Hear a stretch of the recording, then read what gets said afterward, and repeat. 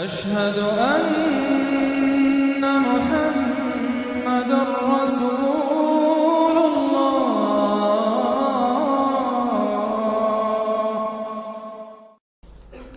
اعوذ باللہ من الشیطان الرجیم بسم اللہ الرحمن الرحیم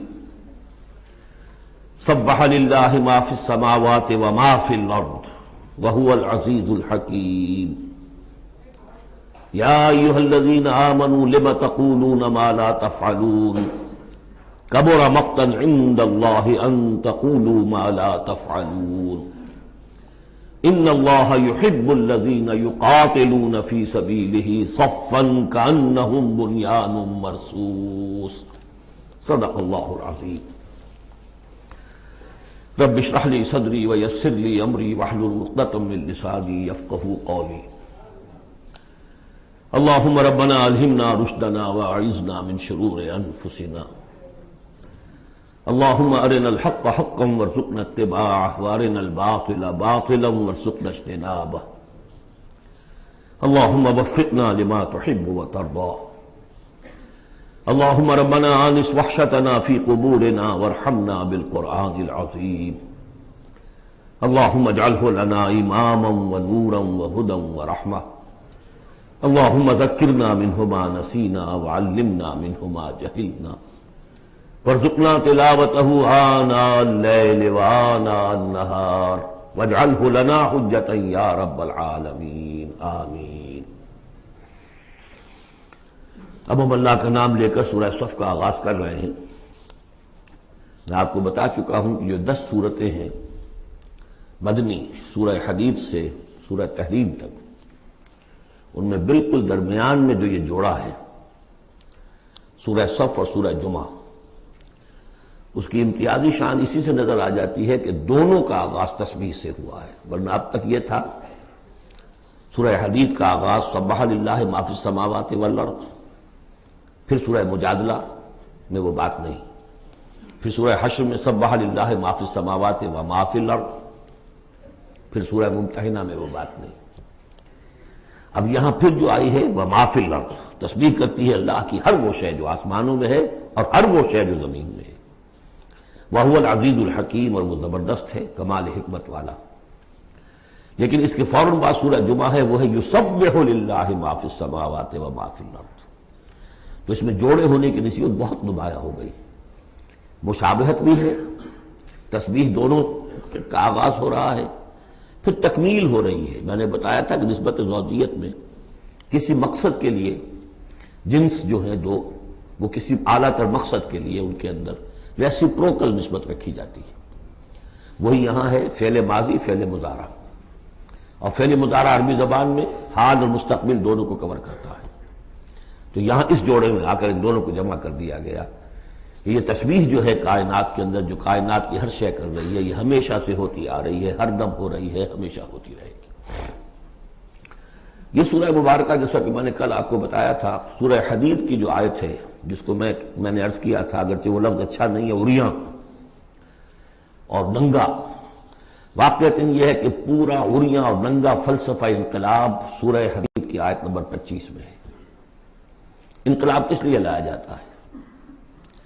فرانس کا ریولوشن کیوں آیا تھا؟ ظلم ہے، بادشاہ لوگ بیٹھے ہوئے ہیں، عیش کر رہے ہیں، لوگ کسان ہیں، مزدور ہیں، وہ کام کرتے ہیں، ٹیکس دیتے ہیں، یہ عیاشیاں کرتے ہیں بدمعاش لوگ، ظلم ہے، ختم ہونا چاہیے۔ لوگوں نے جانے دی، ہزاروں نے جانے دی، پھر شکل کیا بن گئی کہ وہ تو ایک بظاہر ڈیموکریسی، عوام کی حکومت، حقیقت میں سرمایہ داروں کی آمریت قائم ہو گئی۔ ظلم ہے، مزدور کارخانے کے اندر کام کر رہا ہے، اس کے بچہ جو ہے بھوکا مر رہا ہے، یا وہ اگر بیمار ہو گیا تو اس کی دوا نہیں ہے، اور اس کی محنت اور مزدوری سے جو عیش کر رہے ہیں، لال پری جو ہے ان کے شام کو جو ہوتی ہے، ان کے جام میں وہ کیا کیا ہوتی ہے، علامہ اقبال نے کس قدر تلخ حقیقت کہی ہے۔ یہ کیا ہے؟ مزدور، خواجہ از خون رگے مزدور سازد لال ناب، یہ سرمایہ دار جو ہیں یہ مزدوروں کے رگوں کی خون جو ہے سرخ، اس سے کشید کر کے اپنی وہ لال پری جو ہے شام کو پیتے ہیں بیٹھ کر۔ انقلاب ہے، انقلاب ہے، انقلاب۔ نتیجہ یہ ہوا کہ بولشوک ریولوشن آیا، پھر مصیبت، اب ایک پارٹی ڈکٹیٹرشپ قائم ہو گئی، آسمان سے گرے، کھجور میں اٹکے، کھجور سے گرے، کسی کھائی میں جا گرے۔ یہ سارا چکر کیوں ہو رہا ہے؟ ان سرچ آف جسٹس، یہ ساری جد و جہد انسان کیوں کر رہا ہے؟ تو اب ایک تو ہے کہ ایک سیکولر انداز میں جسٹس فیئر پلے اس کی بات ہوتی ہے۔ دین میں آپ دیکھیے کہ قرآن نے جس طرح میں نے کل آپ کو بتایا، اللہ قائم بالقسط ہے۔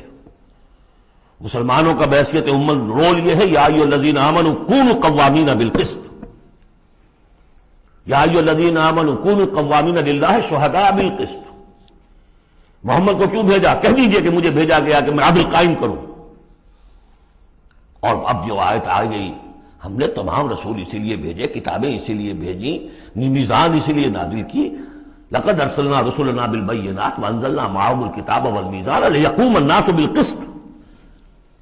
لوگوں نے کیا کیا؟ نبی آ گئے، انہیں پوجنا شروع کر دیا۔ باقی ظلم کا ظلم جھوکا تو چل رہا ہے، انہیں پوج لو، خدا کا بیٹا بنا دو، کچھ اور بنا دو، اولیاء اللہ ہیں ان کو جو بھی چاہو بنا دو، لیکن نظام ظالمانہ قائم رہا دنیا میں۔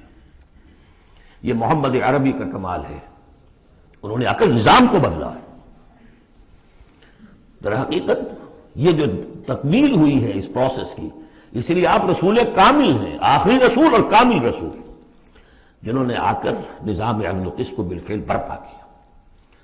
چنانچہ وہ جو ایک عام قانون آیا، پھر اس میں اتنی ننگی بات، لوہا استعمال ہو سکتا ہے، طاقت استعمال ہوگی ظلم کے خاتمے کے لیے، اور ان تمام جتنی بھی ناانصافیاں ہیں ان کو ختم کر دے۔ اگرچہ یہ لوہا کسی طریقے سے استعمال ہوگا، یہ لوہا خودکشی کے کام بھی آ سکتا ہے، خودکشی نہیں کرنی ہے، اس کے کچھ شرائط ہیں، اس کے ضوابط ہیں۔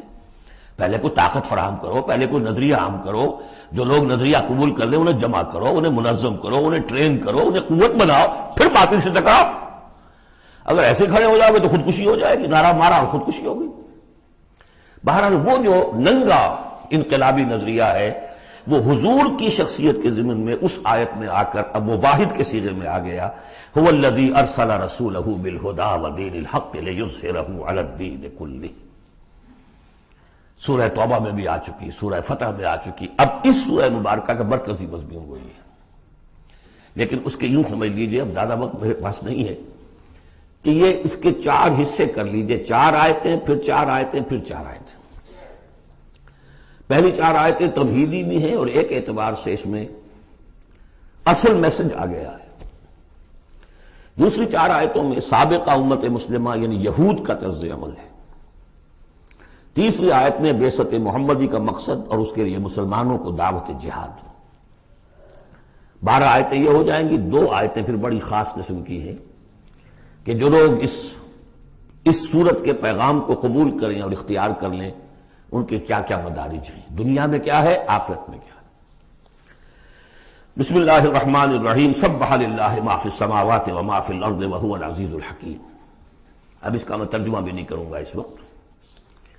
اب آ رہی ہے بات بالکل دو ٹوک، وہی جو میں نے کہا تھا ان تمام صورتوں میں ہے، زجر، توبیخ، جھنجھوڑنے کا انداز۔ کیا ہو گیا مسلمانوں تمہیں؟ یا ایھا الذین آمنوا ما لکم لم تقولون ما لا تفعلون، تمہیں کیا ہو گیا ہے مسلمانوں، تم جو کہتے ہو وہ کرتے نہیں، کیوں کہتے ہو جو کرتے نہیں؟ ایمان اللہ پر اور اس کے حکم پاؤں تلے، ایمان رسول کا، محبت اور عشق کے دعوے اس کے سنتوں یہ دجیاں بکھیر دو۔ کیا ہے؟ اس وقت نہیں تھا یہ، میں نے کہا وہاں تو ذرا سی کمی آئی تھی، ابھی اوسط کچھ گرا تھا، اس کے اوپر یہ پکڑ آ رہی ہے۔ تو آج سوچئے کہ آج اگر کہیں قرآن نازل ہو جائے اور آج اگر کہیں محمد رسول اللہ آ جائے تو اس امت کو دیکھ کر کیا کہیں گے کہ میری امت ہے؟ یہ 1.5 ارب انسان میری امت ہے۔ لم تقولون ما لا تفعلون کبر مقتا عند اللہ ان تقولوا ما لا تفعلون، بڑی شدید بیزاری کی بات ہے اللہ کے نزدیک کہ تم کہو جو کرتے نہیں۔ اب بتائیے اس سے بڑی زجر و توبیخ کیا ہوگی؟ اچھا معلوم ہوتا ہے کہ شاید کچھ لوگوں نے محبت رسول کے دعوے کیے ہوں گے۔ جاننا چاہتے ہو اللہ کو کون محبوب ہیں؟ ان اللہ یحب الذین یقاتلون فی سبیلہ صفا کانہم بنیان مرصوص۔ اللہ کو تو محبوب ہیں اپنے وہ بندے جو صفے باندھ کر اور صفیں بھی ایسی بنیان مرصوص. آج کل کا تصور کیجئے ری انفورسڈ کانکریٹ والز جو بڑے بڑے ڈیمز کی بنائی جاتی ہیں. اس زمانے میں بھی تھا چنائی کر کے پھر تانبا اس کے اندر جو ہے وہ پگھلا کر، جو ہم دیکھ آئے ہیں ذوالقرنین کے معاملے میں، آتونی افرق علیہ قطرہ. اب وہ جو ہے وہ فورٹیفائڈ ایسی صفیں. آج ایک صاحب نے توجہ دلائی، اسی کا عکس ہونا چاہیے ہماری جب نماز کے اندر صف بندی ہوتی ہے، کوئی خلا نہیں ہونا چاہیے. حضور نے فرمایا کہ شیطان کھڑا ہوتا ہے بیچ میں، پھر کندھے سے کندھا ملا ہونا چاہیے. لیکن ہمارے ہاں اس کا کوئی اہتمام نہیں ہوتا. ہمارے ہاں اہل حدیث حضرات کو اہتمام کرتے ہیں، انہوں نے کہیں اور چکر چلا دیے، وہ ٹانگیں بھی اتنی چوڑی کریں گے کہ پھر دوسرے آدمی کو سخت کوفت ہو جائے، اور پھر پاؤں پہ پاؤں ماریں گے، کچھ کریں گے. وہ ان کی اپنی شدت ہے. لیکن یہ ہے کہ کندھے سے کندھا ملنا اور پاؤں کے محاذات ایک ہونے چاہیے، آگے پیچھے نہ ہو. بہرحال یہ ضرورت ہے، اس کی ائمہ کو بھی کرنی چاہیے کوئی نہ کوئی توجہ. تو یہ اصل میں سمم بونم ایک اصطلاح ہے فلسفے کی، کہ ہر فلسفہ اخلاق میں ایک تصور ہوتا ہے خیر اعلیٰ، the highest good, highest virtue کیا ہے. آپ ایک فلسفہ دیتے ہیں اخلاق کا، اس کی روح سے سب سے بڑی نیکی کون سی ہے، تو جان لیجئے اسلام میں سمم بونم، اسلام کے خیر اعلیٰ قتال فی سبیل اللہ ہے. ان اللہ یحب الذین یقاتلون فی سبیلہ صفا کانہم بنیان مرصوص. اب سوچ لو، دیکھ لو، سوچ سمجھ کے قدم رکھو. جس کو ہو جان و دل عزیز اس کی گلی میں جائے کیوں. اس راستے پر آنا ہے تو یہ سمم بونم ہے. یہ 4 آیتیں ہو گئیں تمہید کی. 4 آیتیں ہیں اب. بنی اسرائیل نے کیا کیا اللہ کے جلیل قدر پیغمبروں کے ساتھ. وَإِذْ قَالَ مُوسَىٰ لِقَوْمِهِ يَا قَوْمِ لِمَ تُؤْذُونَنِي وَقَدْ تَعْلَمُونَ أَنِّي رَسُولُ اللَّهِ إِلَيْكُمْ. یاد کرو جب کہ کہا موسیٰ نے اپنی قوم سے، اے میری قوم کے لوگوں کیوں مجھے ایذا دے رہے ہو، کوفت پہنچا رہے ہو، تکلیف دے رہے ہو. وَقَدْ تَعْلَمُونَ أَنِّي رَسُولُ اللَّهِ إِلَيْكُمْ، جبکہ تم جانتے ہو میں اللہ کا رسول ہوں. میرے نزدیک یہاں رسول بمانی نبی کے ہے. حضرت موسیٰ بنی اسرائیل کے لیے نبی تھے، رسول نہیں. رسول تھے الی فرعون. جہاں کہیں ذکر آیا بحیثیت رسول الی فرعون وملئہ، الی فرعون وملئہ، الی فرعون وملئہ. کیونکہ رسول کے بعد قاعدہ یہ ہوتا ہے کہ پھر رسول کی بات نہ مانے تو قوم ہلاک کی جاتی ہے. حضرت موسیٰ کی بات نہیں مانی، 4 کے سوا ہلاک نہیں کی گئے. تو حضرت موسیٰ کی حیثیت بنی اسرائیل کے لیے نبی کی ہے، لیکن آل فرعون کے لیے وہ رسول تھے. مانو مجھے اور میرے ساتھ واپس کرو ان کو، بنی اسرائیل کو. وقت تعلمون انی رسول اللہ علیکم، یہاں تو میں اللہ کا نبی ہوں. فلما زاغوا، جب وہ کج ہو گئے، ٹیڑھے ہو گئے، ازاغ اللہ قلوبہم، اللہ نے بھی ان کے دلوں کو ٹیڑھا کر دیا. یہ بہت اہم آیت ہے جو قرآن مجید میں جتنی مرتبہ آیا اللہ نے انہیں گمراہ کر دیا، اللہ نے مہر لگا دی. تو کبھی اللہ ابتداءً مہر نہیں لگاتا، پہلے انسان ٹیڑھا خود ہوتا ہے. لیکن جب اس کے ٹیڑھ پن ایک حد تک چلا جاتا ہے، he reaches the point of no return, then Allah puts a seal on his heart. اس کے بعد نہیں آ سکتا. تو جب وہ ٹیڑھے ہو گئے اللہ نے ان کے دلوں کو بھی ٹیڑھا کر دیا. واللہ لا یہدی القوم الفاسقین، اللہ فاسقوں کو زبردستی ہدایت نہیں دیتا. اب اس میں ہم پڑھ چکے ہیں سورہ مائدہ میں، اصل میں وہ ایذا ہے. اللہ کے رسول کو اصل ایذا ذاتی نہیں ہوا کرتی، ہوتی ہے وہ بھی، انسان محسوس کرتا ہے. اور میں بتا چکا ہوں آپ کو سورہ احزاب میں کہ حضور حضرت موسیٰ کے ساتھ بھی اس طرح کا معاملہ کیا، لیکن حضور کے ساتھ بھی کیا. لیکن اصل ایذا جو یہاں ہو رہی ہے قتال کے لفظ کے ذکر کے ساتھ جو آ رہی ہے وہ یہ ہے.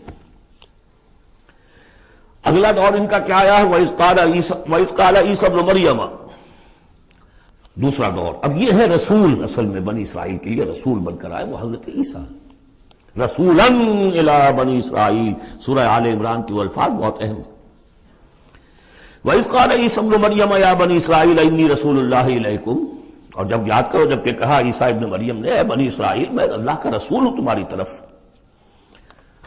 مصدقا لما بین یدی من التوراۃ، اور میں تصدیق کرتے ہوئے آیا ہوں اس کی جو میرے سامنے ہے تورات میں سے. ومبشرا برسول، اور بشارت دیتے آیا ہوں ایک رسول کی، یاتی من بعدی، جو میرے بعد آئیں گے، اسمہ احمد، جن کا نامی احمد ہے، صلی اللہ علیہ وسلم، احمد مجتبی. فلما جاءہم بالبینات، یہ وہی حضرت عیسیٰ کے بارے میں جب وہ آئے کھلی نشانیاں لے کر، معجزے لے کر، عظیم ترین معجزے لے کر. قالوا ھذا سحر مبین، انہوں نے کہہ دیا یہ تو سحر مبین ہے۔ ومن اظلم ممن افترا، اب یہ تیسرا دور ہے، اب محمد رسول اللہ آ گئے صلی اللہ علیہ وسلم، اور وہ ہم پڑھا ہے سورہ بنی اسرائیل میں، عسیٰ ربکم ان یرحمکم وان عدتم عدنا، اے بنی اسرائیل تم ہمارے لاڈلے تھے، اس میں کوئی شک نہیں، ہم نے تمہیں چنا تھا، اخترناہم علی علم، لیکن تم نے اپنی بد عملی کی وجہ سے اپنے آپ کو راندہ درگاہ بنا لیا، لیکن ہماری محبت اب بھی موجود ہے۔ عسیٰ ربکم ان یرحمکم، تمہارا رب اب بھی تمہیں رحم کرنے کے لیے تم پر تیار ہے، وَإِنْ عُدْتُمْ عُدْنَا، لیکن تمہارا طرز عمل وہی رہا جو پہلے تھا، تو ہم بھی وہی کچھ کریں گے جو ہم نے پہلے کیا، اسی طرح پٹوائیں گے تمہیں۔ نبوکدنصر سے پٹوایا، اور گریک سے پٹوایا، اسیرین سے پٹوایا، رومن سے پٹوایا، اور اب اس صدی میں آ کے جرمن سے پٹوایا۔ 60 لاکھ 6 ملین، اور میں نے ایک دفعہ پہلے روایت یہ پڑھی تھی کہ نہیں 4 ملین تھے، ابھی پچھلے دنوں میں نے ایک دیکھا ہے کیلنڈر، وہاں تو اس کے اندر تذکرہ ہے کہ 6 سے بھی زیادہ تھے، 6 ملین سے بھی زیادہ تھے، واللہ اعلم۔ بہرحال اب تیسرا دور آیا، ومن اظلم ممن افترى علی اللہ الکذب، اس سے بڑھ کر ظالم کون ہوگا جو اللہ پر جھوٹ تلاسے، وہو یدعی الی الاسلام، بلایا جا رہا اسلام کی طرف، اب محمد رسول اللہ انہیں دعوت دے رہے ہیں، واللہ لا یہدی القوم الظالمین، اللہ ایسے ظالموں کو زبردستی ہدایت نہیں دیتا۔ عسیٰ ربکم ان یرحمکم، لیکن اس کے بعد فرما دیا اگلی آیت میں ان ھذا القرآن یہدی للتی ہی اقوم، یہ قرآن ہے شاہدرہ ہے، ہماری رحمت کا شاہدرہ قرآن حکیم میں داخل ہونا ہے، آؤ داخل ہو جاؤ۔ اب حضور کے ساتھ جو کچھ کر رہے تھے اس کا کلائمیکس یہ تیسری آیت ہے، یریدون لیطفئوا نور اللہ بافواہہم، وہ تلے ہوئے ہیں کہ اللہ کے نور کو اپنی منہ کی پھونکوں سے بجھا کر رہیں گے۔ یہ خاص یہود کے بارے میں ہے یہ آیت، اچھی طرح سمجھ لیجئے، اور اس کا کلائمیکس اب آ رہا ہے، اب آ رہا ہے۔ The final showdown is going to come now and not very far off, very soon. Armageddon اسے کہہ لیں۔ یہود پوری طریقے سے پوری عیسائی دنیا کو اپنے تسلط میں لا چکے ہیں، اور جو کچھ ہونے والا ہے الملحمۃ العظمیٰ جسے حضور نے قرار دیا ہے، عظیم ترین جنگ، اور آرمگڈون یہ ان کی کرسچین جو ان کی ہے اصطلاحات، ان میں وہ آرمگڈون ہے۔ بہرحال وہ تو ابھی آئے گا، ابھی تک تو ہم پڑھ رہے ہیں جو اس وقت ہو رہا تھا، ان میں جرت نہیں تھی، وہ سامنے آ کر مقابلہ نہیں کرتے تھے، وہ ہم پڑھ چکے ہیں سورہ حشر میں، کبھی بھی سامنے آ کر مقابلہ نہیں کریں گے، منہ کی پھونکوں سے بجھاتے ہیں دور دور سے۔ یہ استعارہ ہے کہ سامنے آ کے مقابلہ نہیں کرتے، سازشیں کرتے ہیں، منہ سے تو آدمی بات ہی کرتا ہے نا، سازشیں کر کے اس کو ابھارو، اس کو لے آؤ، اس سے حملہ کروا دو، قریش کو لے آؤ، فلاں کو لے آؤ، ان میں دم نہیں ہے۔ اسی کو کہا ہے مولانا ظفر علی خان نے، نور خدا ہے کفر کی حرکت پہ خندہ زن، پھونکوں سے یہ چراغ بجھایا نہ جائے گا۔ یریدون لیطفئوا نور اللہ بافواہہم واللہ متم نورہ ولو کرہ الکافرون، اللہ اپنے نور کا اتمام فرما کر رہے گا خواہ یہ کافروں کو کتنا ہی ناگوار ہو۔ یہ جو آیت آئی ہے اس سے پہلے سورہ توبہ میں، یریدون ان یطفئوا نور اللہ بافواہہم ویابی اللہ الا ان یتم نورہ ولو کرہ الکافرون، اتنا سا فرق ہے، باقی آیت جو کی تو ہے۔ اب تیسرا حصہ ہے سورت کا، اب حضور کی بعثت کس لیے ہوئی؟ هو الذی ارسل رسولہ بالہدی ودین الحق لیظہرہ علی الدین کلہ۔ یہ خاص آیت میں آپ کو بتا چکا ہوں کہ انبیاء کی بعثت، رسولوں کی بعثت کے لیے بشیر، نذیر اور مذکر، مربی، معلم، یہ سارے الفاظ، شاہد، یہ سب مشترک ہیں۔ یہ صرف محمد رسول اللہ کے لیے ہے، اور 3 دفعہ ہے۔ وہی ہے اللہ جس نے بھیجا اپنے رسول کو صلی اللہ علیہ وسلم، الہدا، کامل ہدایت نامہ جو ان پر کامل ہو گیا، اور دین حق، وہ میزان جو دی گئی تھی تمام انبیاء کو، وہ میزان اب کامل ہو کر دین حق، سچا، مکمل، عادلانہ، مبنی بر عدل و قسط نظام زندگی ہے جو بن گیا۔ کس لیے بھیجا ہے؟ لیظہرہ، سے غالب کریں، یہ نہیں وہ پامال رہے اور 30 لاکھ لوگ حج کرتے رہے، بس اللہ اللہ خیر صلی اللہ۔ رہ گئی رسم ادا روح بلالی نہ رہی، فلسفہ رہ گیا تلقین غزالی نہ رہی۔ یہ 30 لاکھ آدمی اگر کفن باندھ لیں اپنے سر سے تو دنیا میں انقلاب آ جائے گا نہ آ جائے؟ حج کر آؤ، رمضان کا عمرہ کراؤ، ریچولز بغیر ریچولز، حرام سے کمائی کرو اور عمرے کرو۔ هو الذی ارسل رسولہ بالہدی ودین الحق لیظہرہ علی الدین کلہ ولو کرہ المشرکون۔ مشرکوں کو تو یہ پسند نہیں ہوگا، مشرک چاہیں گے توحید کا نظام قائم ہو جائے، اللہ کی حکومت پوری زندگی پہ قائم ہو جائے۔ اب مشرک کون ہے؟ مشرک صرف بت پرست نہیں ہے، سب سے بڑا مشرک وہ ہے جو کہ ہیومن ساورنٹی کا اعلان کر رہا ہے، وہ تو خدائی کا اعلان کر رہا ہے۔ بت پرست نے تو یہی سمجھا ہوگا یہ کوئی دیوی ہے، دیوتا ہے، کوئی ہماری سفارش کر دے گا، اس کے علاوہ وہ تو خدا بن رہے ہو تم کہ ہم حاکم ہیں۔ یہ دعویٰ تو نمرودیت کا دعویٰ ہے، یہ دعویٰ تو فرعونیت کا دعویٰ ہے، حاکم ہم ہیں۔ الیس لی ملک مصر وہذہ الانہار تجری من تحتی۔ فرق یہ ہے کہ وہ ایک شخص ہوتا تھا، اب پوری قوم ہے، بس اور کچھ بھی نہیں۔ وہ کبھی پسند نہیں کر سکتے، تصادم ہونا ناگزیر ہے، جہاد کرنا پڑے گا، کشمکش کرنی پڑے گی۔ اب وہ کون کریں گے؟ جو اللہ کو ماننے کا دعویٰ کرے اور رسول کو ماننے کا دعویٰ کرے۔ اگلی آیت پڑھ لیجئے، یا ایھا الذین آمنوا هل ادلکم علی تجارۃ تنجیکم من عذاب الیم۔ اے ایمان کے دعوے دارو، کیا میں تمہیں بتاؤں وہ تجارت جو تمہیں دردناک عذاب سے چھٹکارا دلا دے۔ تؤمنون باللہ ورسولہ وتجاہدون فی سبیل اللہ باموالکم وانفسکم۔ ایمان لاؤ اللہ پر جیسے کہ ایمان لانے کا حق ہے۔ سورہ نساء میں بھی پڑھ چکے ہم، یا ایھا الذین آمنوا آمنوا باللہ ورسولہ والکتاب الذی نزل علی رسولہ۔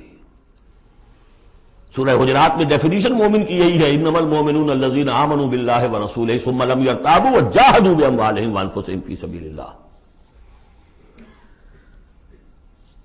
تؤمنون باللہ ورسولہ وتجاہدون فی سبیل اللہ باموالکم وانفسکم ذالکم خیر لکم ان کنتم تعلمون یغفر لکم ذنوبکم ویدخلکم جنات تجری من تحتہا الانہار۔ وہ تمہارے لیے تمہارے گناہ بخش دے گا، تمہیں داخل کرے گا ان باغات میں کہ جن کے نیچے نہریں بہتی ہوں گی، اور ان باغات میں مسکن دے گا، مساکن طیبہ، بہت پیارے، بہت اعلیٰ، فی جنات عدن، ریزیڈینشل گارڈنز میں۔ ذالک الفوز العظیم، یہی بڑی کامیابی ہے۔ یہ بہت اہم نکتہ ہے، بندہ مومن کی نگاہ اس کامیابی پر جمی ہونی چاہیے، دنیا کی کامیابی پہ نہیں، دنیا میں دین کی کامیابی پر بھی نہیں۔ آپ حیران ہو یہ کیا کہہ رہا ہے؟ نصب العین صرف آخرت۔ اگر آپ نے دنیا میں کامیابی کو نصب العین بنا لیا تو گڑبڑ ہو جائے گی، پھر آپ کہیں گے یہ تو صحیح طریقے سے کام نہیں ہو رہا تو ٹیڑھے سے کرو، سیدھی انگلیوں گھی نہیں نکل رہا تو ٹیڑھی کرو، بائی ہوک اور بائی کروک، جیسے کوئی ہاکی کا پلیئر چلتا ہے لے کر کیری کرتا ہے۔ اسی میں تحریکیں گم ہو جاتی ہیں، تحریکوں کے قبرستان بنے ہیں اسی بنیاد پر۔ تم دیکھو تمہارا فرض یہ طریقہ کار یہ، اس طریقے پہ کام کرتے رہو، نتیجہ نکلے نہ نکلے تمہیں اس سے کوئی بحث نہیں۔ ہاں طریقہ کار پر نظر ثانی کرتے رہو، وہ طریقہ محمد رسول اللہ سے ماخوذ اور منہاج۔ لِكُلٍّ جَعَلْنَا مِنْكُمْ شِرْعَةً وَمِنْهَاجًا، ہم نے ہر ایک کو تم میں سے شریعت بھی ایک دی ہے، منہاج بھی دیا ہے۔ منہاج محمدی کیا ہے بولو، تم امت محمد ہو صلی اللہ علیہ وسلم۔ تو یہ بات نوٹ کر لیجئے، بہت اہم ہے، بس تجزیہ کر لیجئے اب تک جو کچھ آیا ہے اس میں، بلکہ اب آخری دو آیتیں بھی پڑھ لیجئے۔ ایک حیثیت سے یہ 12ویں آیت پر آ کے مضمون مکمل ہو گیا۔ ذالک الفوز العظیم، بڑی کامیابی یہی ہے۔ البتہ دنیا میں ایک اور بونس کی شکل میں ہے، وَأُخْرَىٰ تُحِبُّونَهَا، ایک اور شے جو تمہیں بہت پسند ہے۔ اللہ کی نگاہوں میں تو اس کی کوئی حیثیت نہیں، اس لیے کہ اللہ کی نگاہ میں تو اگر وہ کرنا ہی چاہے تو دین حق کو غالب کر دے آنے واحد میں۔ اللہ تو تمہیں دیکھ رہا ہے بس کہ تم نے کتنی کچھ جانفی شانی کی، کہ چونکہ تمہارا امتحان ہے۔ لیکن تمہاری نگاہوں میں بہرحال انسان ہو تو بربنائے طب بشری انسان چاہتا ہے کہ جو کچھ ہم کریں اس کا نتیجہ بھی اگر نظر آ جائے تو کیا کہنے۔ وَأُخْرَىٰ تُحِبُّونَهَا، اور وہ دوسری چیز اور بھی جس کا جو تمہیں پسند ہے، وہ کیا ہے؟ نصر من اللہ وفتح قریب، اب اللہ کی طرف سے مدد آیا چاہتی ہے اور فتح تمہارے قدم چوما چاہتی ہے۔ لیکن یہ ظاہر بات ہے یہ کب اتری ہے، یہ میں آپ کو بتا چکا ہوں، اس کو سمجھیے سورہ صف کو سورہ احزاب کا زمیمہ، وَبَشِّرِ الْمُؤْمِنِينَ، یہی الفاظ آئے ہیں، اور اے نبی اس کی بشارت دے دیجئے اہل ایمان کو۔ قول میں حضور کا آپ کو سنا چکا ہوں، آپ نے فرما دیا تھا غزوہ احزاب کے بعد، لن تغزوکم قریش بعد عامکم ھذا، اے مسلمانوں اب اس سال کے بعد قریش تم پر چڑھ کر نہیں آ سکتے، ایگزاسٹ ہو چکے ہیں۔ وَلَكِنَّكُمْ تَغْزُونَهُمْ، اب تمہاری طرف سے انیشیٹو ہوگا، اور وہ انیشیٹو تھا کہ جو عمرے کے سفر کی نیت سے آپ نے کیا، صلح حدیبیہ ہو گئی، اور اِنَّا فَتَحْنَا لَكَ فَتْحًا مُبِينًا کی آیت اتری۔ اور دوسری چیز آخرت میں یا ایک روحانی جو مقام تمہیں اس سے حاصل ہوگا، تم اللہ کے مددگار کا قرار پاؤ گے، اس سے اونچا کوئی مقام ہو سکتا ہے؟ یا ایھا الذین آمنوا کونوا انصار اللہ، اگر تم اللہ کے دین کا جھنڈا اٹھانے کے لیے اپنی جانیں لگا رہے ہو تو کس کے مددگار ہو؟ اللہ کا دین ہے، جھنڈا اس کا ہے، اور یہ فرض منصبی اصل تھا محمد کا، تو ان کی بھی مدد ہے۔ من انصاری اللہ آگے آ جائے گا۔ اہل ایمان اللہ کے مددگار بنو، کما قال عیسی ابن مریم للحواریین، جیسے کہ کہا تھا عیسیٰ ابن مریم نے اپنے حواریین سے، من انصاری اللہ، کون ہے میرا مددگار اللہ کی راہ میں؟ دیکھیے جیسے بیعت کی نسبتیں آئی تھیں دو، بیعت حضور سے، بیع اللہ سے، لہذا تیسرا ہاتھ اللہ۔ وہی مسئلہ یہ ہے، نصرت اللہ کی، لیکن میری نصرت اللہ کی طرف۔ اللہ کی نصرت کیسے کرو گے؟ میری نصرت کرو اللہ کے راستے میں، محمد رسول اللہ والذین معہ۔ اب بھی طریقہ جو فطری ہے وہ یہی ہے، جس کو بھی اللہ ہمت دے دے وہ کھڑا ہو۔ میں نے یکسو ہو کے فیصلہ کر لیا، میں نے تو اب اسی کے لیے جینا، اسی کے لیے مرنا ہے، آؤ بھائی کون میرے ساتھ آتا ہے؟ میں انصاری اللہ، میں تو چل رہا ہوں، وہ ساتھی ملے گا تب بھی چلوں گا، نہیں ملے گا تب بھی چلوں گا۔ اب کون میرے ساتھ آتا ہے؟ من انصاری اللہ، جو ہاتھ میں ہاتھ دے وہ اس کا ساتھی ہے۔ اذ قال عیسی ابن مریم للحواریین من انصاری اللہ قال الحواریون نحن انصار اللہ۔ اگرچہ وہ مددگار تھے حضرت عیسیٰ کے، حقیقت میں تھے اللہ کے، بظاہر عیسیٰ کے، حقیقت اللہ کے۔ فآمنت طائفۃ من بنی اسرائیل، تو بنی اسرائیل دو گروہ میں تقسیم ہو گئے، ایک وہ جو ایمان لے آیا اور ایک وہ جو کفر پر اڑا رہا۔ وکفرت طائفہ فأیدنا الذین آمنوا علی عدوہم، تو ہم نے مدد کی ان کی جو ایمان لائے تھے ان کے خلاف، کہ جنہوں نے کفر کیا تھا ان کے دشمنوں کے خلاف، فاصبحوا ظاہرین، بالآخر وہی کامیاب ہوئے۔ لیکن یہ کامیابی آسانی سے ہاتھ نہیں آئی تھی، اچھی طرح سمجھ لیجیے گا۔ 300 برس لگے ہیں حواریین مسیح کو، اور ان کے اصل پیروکار جو تھے حضرت مسیح کے، وہ سختیاں انہوں نے جھیلی ہیں۔ تاریخ انسانی میں اگر آپ لیں گے ایک مقدار کی حیثیت سے تو اتنی زیادہ قربانیاں شاید کسی نبی کے ساتھیوں نے نہیں دی۔ ایک ہے چیز جو ہے وہ سمٹ کر آ گئی ہو تھوڑے سے وقت میں، وہ ہے حضور کا معاملہ، کہ حضور کا اور آپ کے ساتھیوں کا۔ لیکن جتنے طویل عرصے تک اور جس قدر شدید پرسیکیوشن، عام خیال یہی، اور میں بھی اس کا قائل ہوں، کہ سورہ یاسین میں جو ذکر ہے، وہ جو 2 رسول بھیجے گئے اور پھر تیسرا بھیجا گیا، وہ اصل میں حواریین مسیح تھے، رسول کے رسول تھے، اللہ کے رسول نہیں تھے براہ راست۔ اسی طریقے سے آپ کو معلوم ہے جو پرسیکیوشنز ہوئی ہیں ان کی، جس طریقے سے انہیں ستایا گیا ہے۔ جو اصحاب الاخدود تھے وہ بھی عیسائی تھے، جن کو کہ یہودیوں نے جلایا، ابو نواس نے، وہ بھی عیسائی تھے، حضرت مسیح کے ماننے والے۔ اسی طریقے سے یہ 7 سلیپرز کون تھے جو جان بچا کر گئے تھے؟ اصحاب کہف عیسائی تھے۔ رومی شہنشاہیت تھی، بت پرستوں کی شہنشاہیت تھی، اس میں جو کچھ پرسیکیوشن ہوئی ہے وہ تو 300 عیسوی میں پھر رومن امپائر نے عیسائیت قبول کی ہے۔ اس کے بعد سے پھر ظاہر بات ہے، چاہے عیسیٰ کو وہ صحیح طور پر مانتے ہیں، غلط طور پر مانتے ہیں، عیسیٰ کے ماننے والے ہیں، وہ کہتے ہیں وہ حرام زادہ ہے، وہ کہتے ہیں کہ نہیں وہ اللہ کا بیٹا ہے، بس اتنا ہی فرق ہو گیا، وہ ایک انتہا کو نکل گئے، وہ دوسری انتہا کو نکل گئے۔ باسٹرڈ کہتے ہیں کھلم کھلا، سن آف مین، اور وہ لوگ کہہ رہے اللہ کا، لیکن مانتے تو ہے نا، یہ انکار کرتے ہیں۔ تو ہمارے ہاں بھی کتنے ہی لوگ ہیں حضور کے رتبے کو جب نعتوں میں بیان کرنے آئیں گے اللہ سے کم چھوڑتے ہیں، اللہ سے اوپر بنا دیتے ہیں۔ اوتار کا عقیدہ تو میں آپ کو بتا چکا ہوں، وہی جو مصطفی عرش تھا خدا ہو کر اتر پڑا وہ مدینے میں مصطفیٰ ہو کر۔ مدینے کی مسجد میں منبر کے اوپر بغیر عین کے ایک عرب ہم نے دیکھا، عرب میں سے عین نکال دے کیا رہ جائے گا؟ رب۔ کون ہے کہنے والا؟ یہ مسلمان، محمد کا امتی ہے۔ تو یہ جو انتہائیں ہوتی ہیں، غلو ہوتا ہے، یا اہل کتاب لا تغلو فی دینکم، تو غلو ہم کم ہے کم کرنے والے۔ کون سا جرم ہے جو پچھلوں نے کیا ہم نے نہیں کیا، سوائے اس کے کہ اس قرآن کی تحریف ہم نہیں کر سکے، اس کے متن کی، بس۔ اور وہ اس لیے کہ اسپیشل پروٹیکشن اللہ کی تھی۔ یہ ہے سورہ صف۔ ایک سورت بھی سمجھ میں آ جائے تو زندگی کا راستہ بالکل واضح ہو جاتا ہے۔ البتہ یہ جو قتال اس میں بتایا گیا، میں نے عرض کیا تھا قتال ایسا نہیں ہے کہ اٹھاؤ ہتھیار جاؤ نعرہ مارو اور خودکشی کر لو، ٹکرا جاؤ۔ اس کا ایک پروسیس ہے۔ پہلے اس کے لیے مردان کار چاہیے، ایسے مردان کار جن کے دلوں میں اللہ کی محبت کے سوا دنیا کی کوئی محبت نہ رہ گئی ہو، جو ہم سورہ شورى میں پڑھ چکے ہیں۔ فما اوتیتم من شیء فمتاع الحیاۃ الدنیا وما عند اللہ خیر وابقى للذین آمنوا وعلی ربہم یتوکلون۔ طالب آخرت بن چکے ہو، واقعتاً، کہنے کی حد تک نہیں، زبانی کلامی نہیں، فی الواقع۔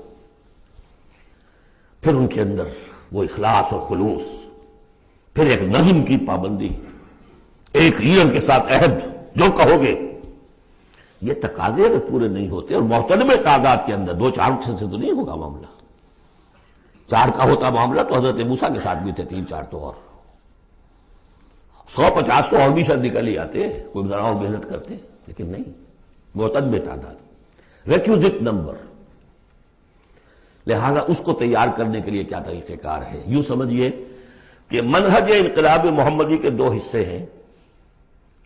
اوپر کا حصہ ٹکراؤ، تصادم، وہ سب کو معلوم ہے، غزوہ بدر، غزوہ احد، غزوہ احزاب، فلاں کس کو نہیں معلوم؟ لیکن اکبر الآبادی کا بڑا پیارا شعر ہے، خدا کے کام دیکھو بعد کیا ہے اور کیا پہلے، نظر آتا ہے مجھ کو بدر سے غار ہرا پہلے۔ تنہائیاں تھیں، جو سوچ و بچار تھا۔ پھر اس نے 12 برس تک مکے میں جو دعوت، تبلیغ، تربیت، تزکیہ، تعلیم، تنظیم، یہ کام کیا ہے۔ یہ ہے جس کا نتیجہ سامنے نظر آتا ہے۔ چاہے تمہارے جسم کے ٹکڑے اڑا دیں، تم نے ہاتھ نہیں اٹھانا۔ یہ ارادہ آسان کام ہے کوئی؟ بلی کو بھی آپ گھیر لیں اگر کسی کونے میں تو وہ آپ پر حملہ کر دے گی۔ ڈیسپریٹ آدمی 2-3 کو مار کر مرے گا، ایسے نہیں مر سکتا آدمی۔ آدمی بڑی شے ہے، لیکن اجازت نہیں ہے۔ یہ تیاری جو کرائی ہے محمد رسول اللہ نے، تو ایک ہے تصادم کا مرحلہ، اور ایک ہے تصادم کے لیے آدمی تیار کرنا۔ آدمی فراہم کیسے کرے، تیار کیسے کرے؟ اس کو میں نے قرار دیا ہے منہج انقلاب نبوی کی اساسی منہاج۔ ایک ہے تکمیلی منہاج، تصادم، ٹکراؤ، جنگ۔ اساسی منہاج ہے how to procure proper people, procurement of people and then their training. یہ ہے مسئلہ، اور اس کا مرکز و محور قرآن ہے۔ اگلی سورہ، سورہ جمعہ، اسی سے بحث کر رہی ہے۔ یوں سمجھ لیجئے کہ بعثت محمدی کا مقصد، اس کے لیے تصادم کے مراحل، یہ سورہ صف میں، لیکن اس کے لیے مردان کار کی تیاری کا عمل سورہ جمعہ۔